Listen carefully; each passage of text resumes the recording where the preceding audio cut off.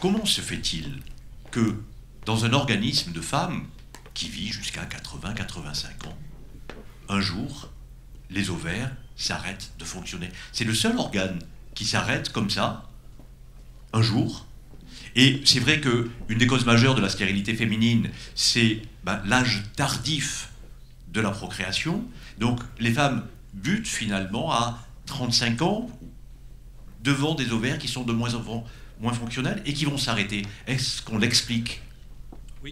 Oui, c'est d'origine génétique, hein, c'est génétiquement démontré, c'est porté par le chromosome X, hein, parce que certaines anomalies du chromosome X fait qu'il y a une avance de l'âge où la déplétion ovarienne se produit, et donc voilà, c'est un phénomène d'origine génétique qui n'est pas complètement spécifique à l'espèce humaine. Il y a quelques espèces animales qui ont le même genre de choses, mais c'est en général l'espérance de vie des mammifères correspond aussi à la capacité de reproduction, même si elle va toujours un petit peu en diminuant, hein, sur la fin de la vie. C'est un peu particulier pour l'espèce humaine, mais je vous dis, c'est pas strictement limité à elle, qu'il y a un espace de temps qui d'ailleurs est de plus en plus long du fait de l'augmentation de l'espérance de vie entre la fin de la capacité procréative et la mort. Bonjour, merci pour toutes ces conférences extrêmement intéressantes. J'ai une question concernant l'utérus artificiel. Quels sont les obstacles techniques et technologiques à l'heure actuelle pour la mise en place, le développement de l'utérus artificiel, alors qu'à partir de 22 semaines, on peut faire un incubateur? Est-ce que c'est parce que l'embryon va se développer et qu'il est déjà développé à 22 semaines? Pourquoi on n'y arrive pas? Quels sont les obstacles technologiques ou physiologiques? En fait, je peux répondre que partiellement, parce qu'évidemment, mon expertise est sociologique. Donc, peut-être, en fait, que mes collègues ici sont plus à même de répondre. Mais ce que j'avais cru comprendre, c'est qu'il y a des limites éthiques aussi. On l'a mentionné brièvement hier, mais à partir du jour 14, dans plusieurs pays, il y a des empêchements d'un point de vue légal, éthique, qui empêchent, en fait, de reproduire artificiellement les embryons davantage. Et d'après ce que j'ai compris, en fait, il y a l'enjeu du placenta aussi qui est difficile à reproduire artificiellement. Mais corrigez-moi si je me trompe, là. Mais d'après ce que j'ai compris, il y avait ces embûches techniques. Mais d'après, notamment Henri Atlan, qui a publié son livre « L'utérus artificiel » en 2005, il disait que finalement, ces embûches techniques-là, c'est rien d'infranchissable, que c'est une question de temps avant qu'on les... Mais après ça, je ne peux pas répondre davantage. Combien de temps Oui, non. Oui, celui-là, il marche.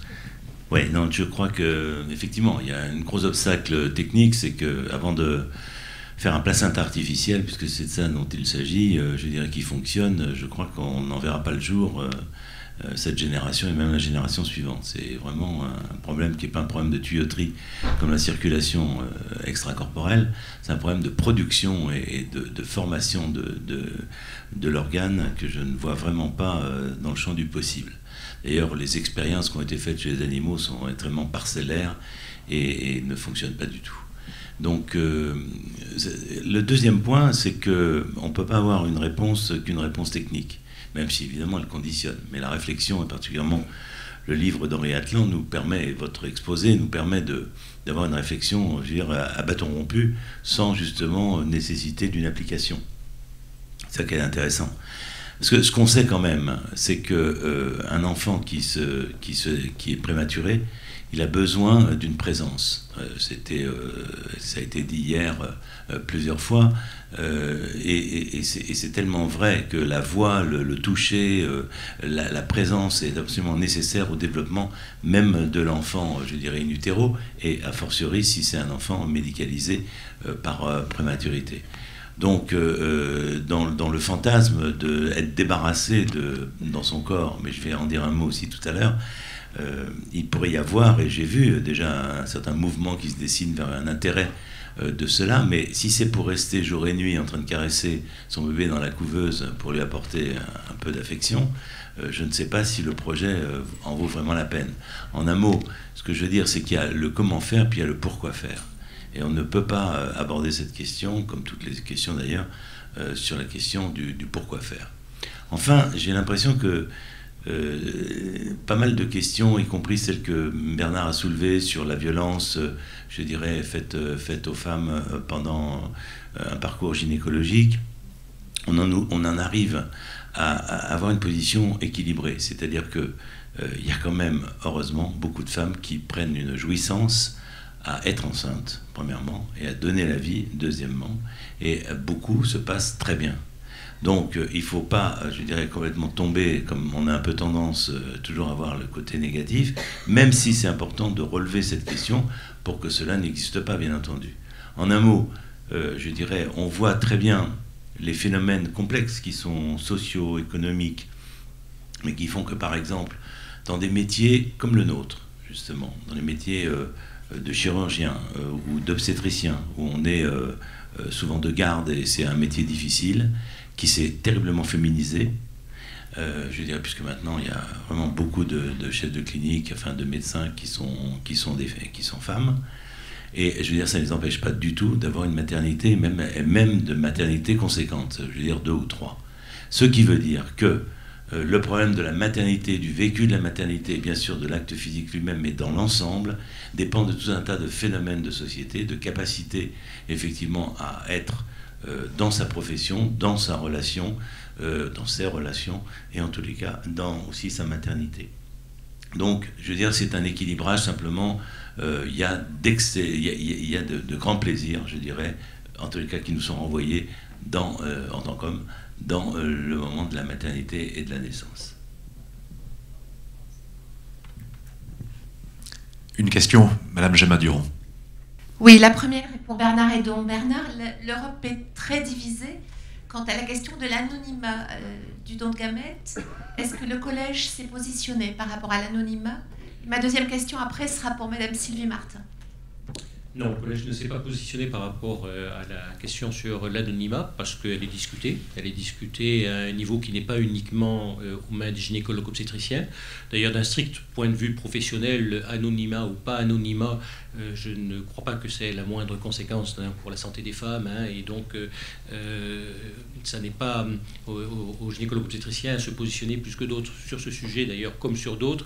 Le débat doit être beaucoup plus large, concerner beaucoup d'autres professions, d'autres compétences, et puis aussi la société dans son ensemble. Ce qui montre bien d'ailleurs que la réponse, elle n'est pas univoque, elle est très, très nuancée, et il n'y a pas de règle absolue, parce que dans les pays où l'anonymat est même interdit, il y a même un pays où on doit obligatoirement divulguer l'identité de la personne, en particulier c'est la Suède, eh bien il y a des problèmes pour le recrutement des donneurs ou des donneuses qui ne veulent pas forcément que la progéniture qu'ils favorisent en donnant leurs gamètes puisse venir les rechercher dans une quelconque responsabilité ultérieure.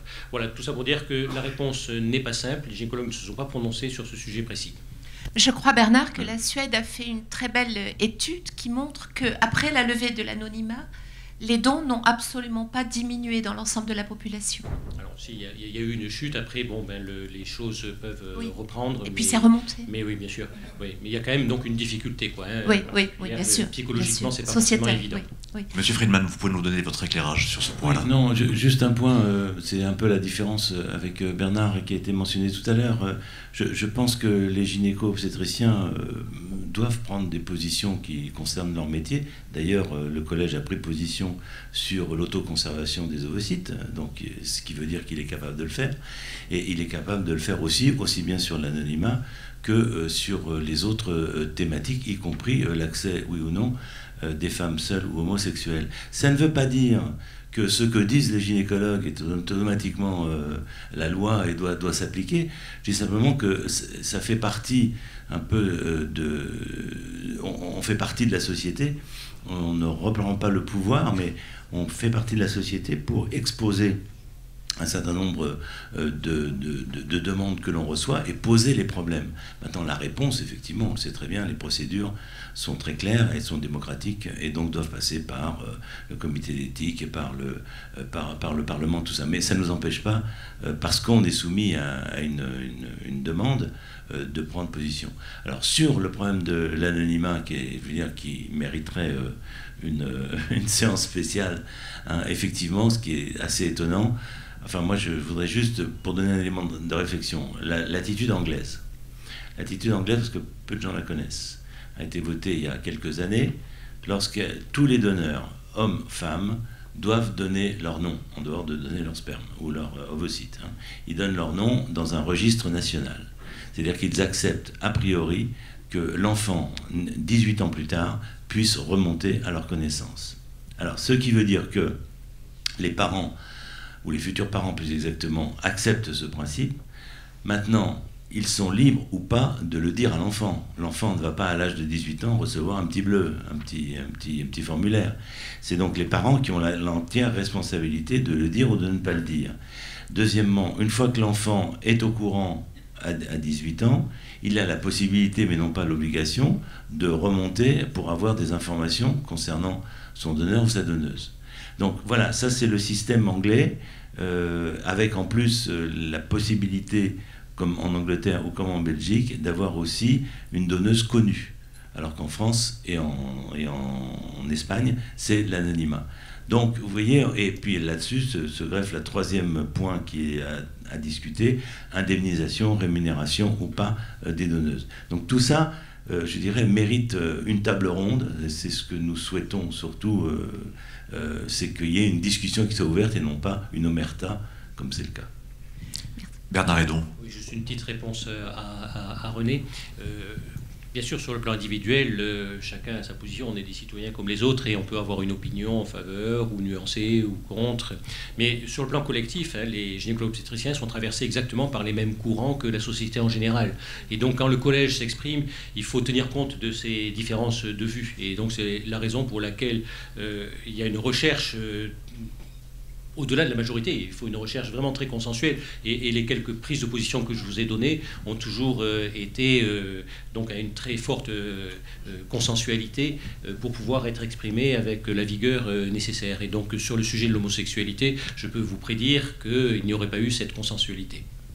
Pour conclure, et avant que tu passes à la deuxième question, Oui. ce problème de l'anonymat, je voudrais faire part de l'avis de Geneviève de Lézy-Parseval, qui est psychanalyste, spécialiste de bioéthique, et qui a beaucoup écrit là-dessus, et qui dit en matière d'anonymat, des dons, sachez que rien ne passe à la trappe de l'inconscient. Selon la logique du retour du refoulé, ce qui a été mis à la porte revient par la fenêtre. On ne peut donc pas faire comme si l'ascendance biologique et génétique de cet enfant en être ne comptait pour rien dans la vérité biographique d'un individu. Il doit pouvoir savoir. Deuxième question. Alors, Madame Sylvie Martin, merci pour votre magnifique topo.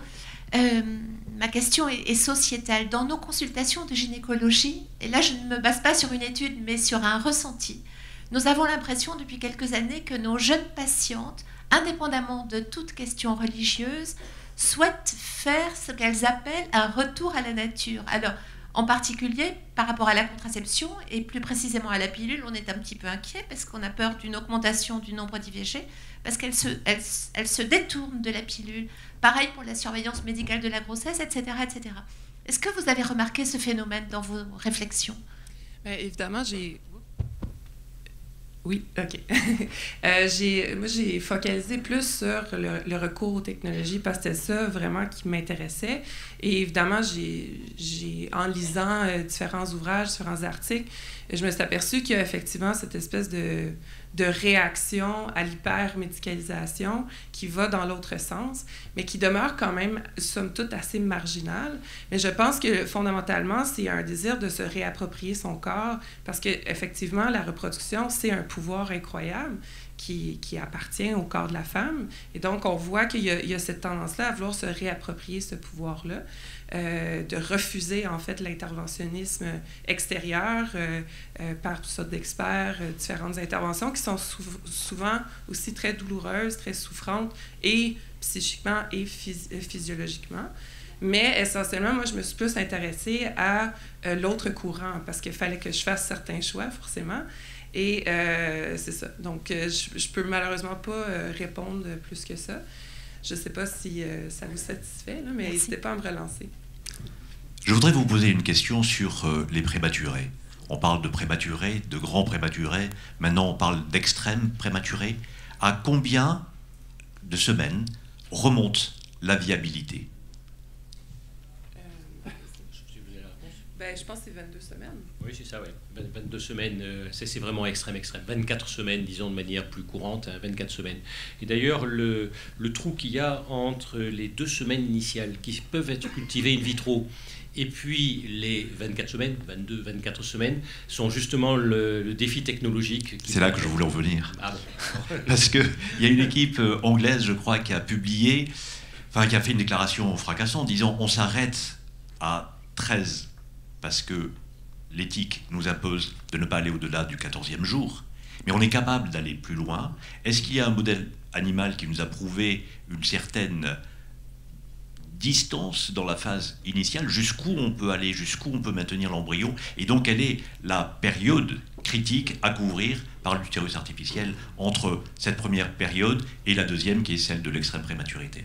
Oui, alors d'abord c'est chez les mammifères qu'il faut que ça soit étudié, et comme René le disait tout à l'heure, on n'a pas encore réussi chez l'animal à le faire. Et donc ce trou technologique qu'il y a entre, si je transpose chez l'humain, donc c'est entre la 2e semaine et la 22e semaine, donc ce trou de 20 semaines n'a pas encore été comblé chez l'animal.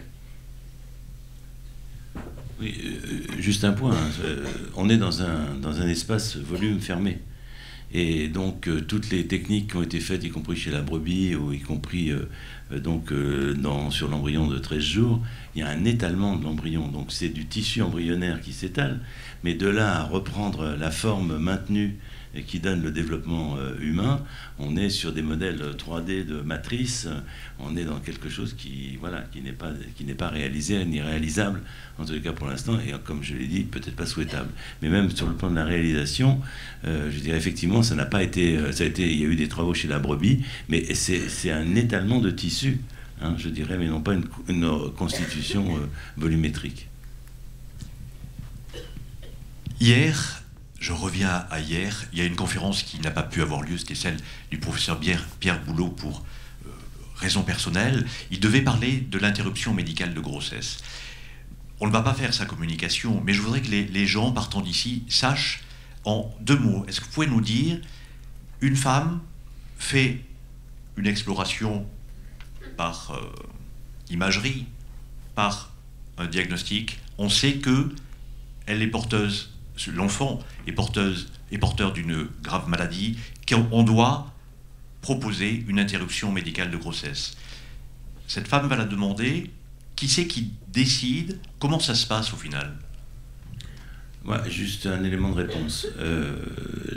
Dans ce qui concerne la médecine anténatale, qui était une médecine très nouvelle, le fœtus devenant un patient, comme le mot célèbre le dit, et il y a une organisation qui a été mise en place, qui sont ce qu'on appelle les conseils pluridisciplinaires, où plusieurs médecins interviennent pour avoir une discussion autour des demandes qui peuvent être faites ou des problèmes qui sont posés. Donc il n'y a plus de décision, je parle de l'interruption médicale, c'est-à-dire ayant dépassé le terme légal du choix d'interrompre spontanément, personnellement. Donc il y a à peu près 5000 demandes qui sont faites dans les différents centres pluridisciplinaires de France. Ce qui est très intéressant et ce qui n'est pas assez connu, c'est que la procédure, et donc il y a un dossier qui est déposé, il y a une discussion de plusieurs médecins pour savoir si effectivement il y a une raison ou pas pour accéder à cette demande, car dans l'ordre, c'est les patients qui demandent.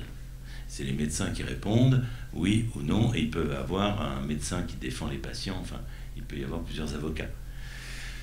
Donc la plupart du temps, il y a une demande qui est acceptée.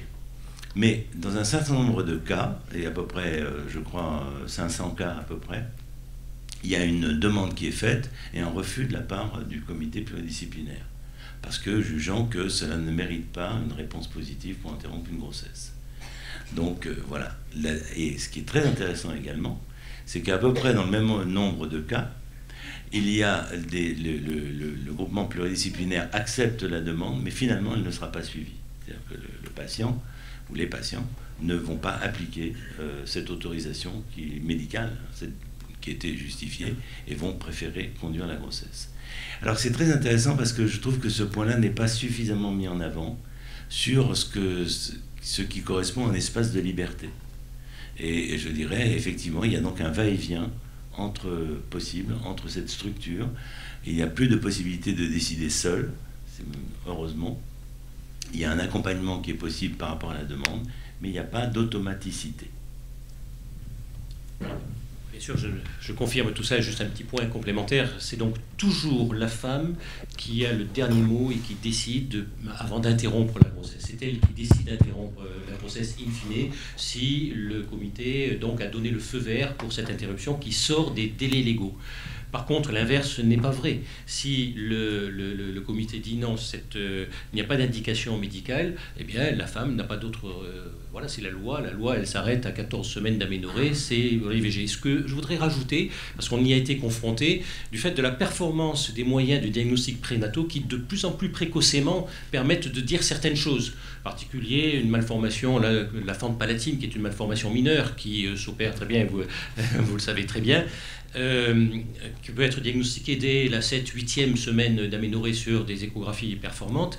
Et donc, les demandes qui sont faites au CPTP d'interruption de la grossesse, les réponses sont systématiquement non, ça ne se justifie pas. Parce qu'au prix de l'intervention chirurgicale, la correction sera parfaite et donc pas d'interruption de grossesse. Mais les patientes étant dans les délais légaux de l'IVG disent bon, mais très bien, puis dans ces conditions-là, moi je fais une IVG. Donc c'est leur décision parce qu'elles sont dans les délais légaux de l'IVG. Et donc ça pose bien sûr un problème de savoir doit-on révéler une malformation mineure comme celle-là dès la 7e semaine d'aménorrhée à une patiente. Grande question. Monsieur Axel Kahn, merci d'être là. Oui, je vous en prie. Simplement un rappel rapide, ça me permettra de ne pas en parler dans ma conclusion ce soir. J'ai beaucoup étudié les débats qui ont présidé à l'adoption de la loi du 15 janvier 1975 sur l'interruption de grossesse et notamment sur l'interruption médicale de grossesse. Ces débats, j'ai fait l'effort de les lire intégralement dans le journal officiel, sont totalement passionnants et ils permettent de répondre en tout cas quant à ce qu'est l'esprit auquel s'est arrêté le législateur. Il y avait 3 positions. Il y avait évidemment ceux qui considéraient que la vie étant don de Dieu, il n'était pas question pour aucune raison de l'interrompre. Il y avait ceux qui considéraient qu'au stade où la République, où la science en était arrivée, on ne pouvait accepter la naissance d'enfants dont la santé et l'avenir étaient gravement compromis, et aucune de ces 2 thèses n'a été in fine acceptée. La thèse qui a été acceptée est celle qui a été rappelée fondamentalement, c'est-à-dire c'est celle qui considère que dans cette situation qui est tragique, où par les différents moyens à notre disposition, l'on est amené à savoir que l'enfant sera atteint d'une affection d'une particulière gravité que l'on ne peut notablement atténuer par les moyens thérapeutiques à notre disposition. Alors l'information doit être donnée à la femme. Alors il y a eu beaucoup un débat également quant à savoir si ce devait être la femme ou la famille. La loi dit la femme, pour des raisons que malheureusement nous le connaissons. C'est que compte tenu de la très grande fréquence avec laquelle les couples se disjoignent après qu'une femme a accouché d'un enfant gravement handicapé, c'est évidemment la femme qui est la première concernée par la responsabilité, cette responsabilité-là. Par conséquent, tout l'esprit a été dans cette situation tragique. Je rappelle que la tragédie, c'est une situation à laquelle il n'existe pas de bonne solution. Il n'y a que des solutions qui sont moins mauvaises que d'autres. Alors, il faut privilégier l'autonomie de la femme qui est directement concernée, la plus concernée, quant à décider ce qu'est la signification, compte tenu de ce que l'on sait de son avenir biologique et médical, de la naissance de cet enfant.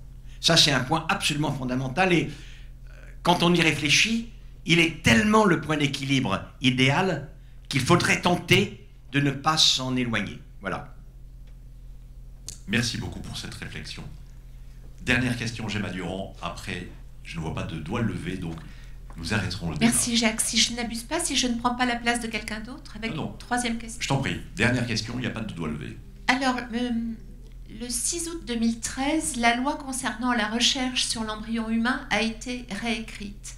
On est passé d'une interdiction avec dérogation à une autorisation encadrée. Ma question est la suivante. On a eu l'impression, quand on était un petit peu loin des gens qui légiféraient, qu'il y a eu une urgence cet été-là, ou en tout cas cette année-là, à réécrire la loi. De quel ordre était-elle ?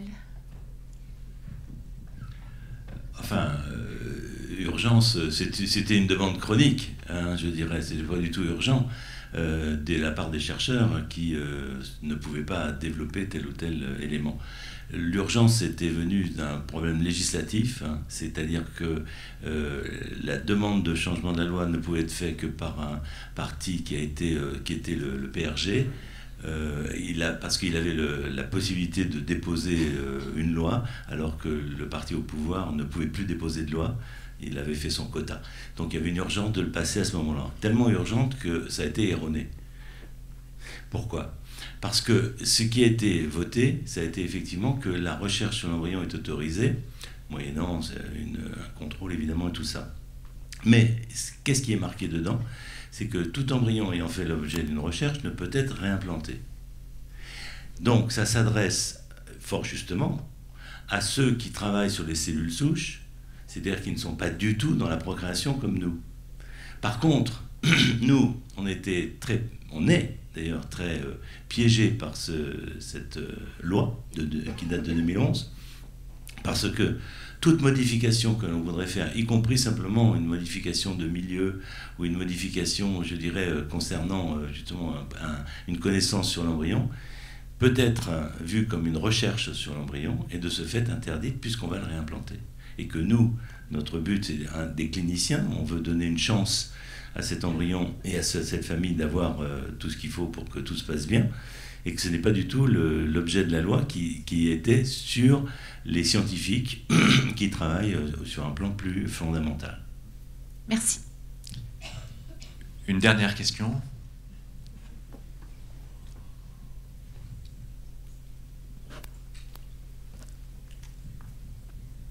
Oui, bonjour.